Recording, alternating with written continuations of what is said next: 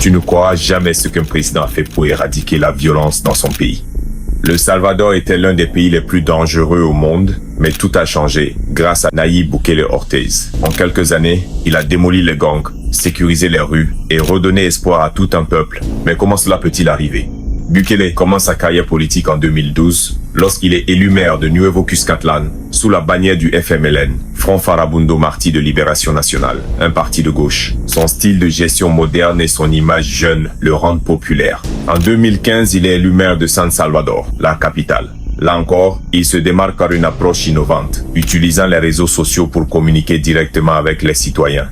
En 2019, à seulement 37 ans, Nayib Bukele est élu président du Salvador sous la bannière de la coalition Gana Nuevas Idea, brisant ainsi la domination historique des deux partis traditionnels, FMLN et Arena.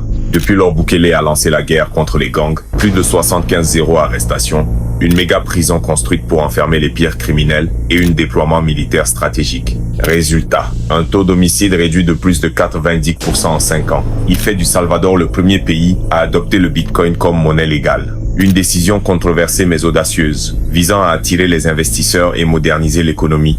Il dort peu, communique directement avec le peuple sur Twitter et refuse les modèles politiques traditionnels. À 43 ans, il est devenu un symbole de courage politique pour beaucoup. Moins de meurtres, plus d'investissements, une nouvelle image du pays. Les Salvadoriens l'appellent même le président le plus cool du monde. Nayib Bukele représente un tournant pour l'Amérique latine. À la croisée entre modernité et autoritarisme, il incarne une nouvelle forme de leadership qui séduit les jeunes mais inquiète les défenseurs des institutions démocratiques.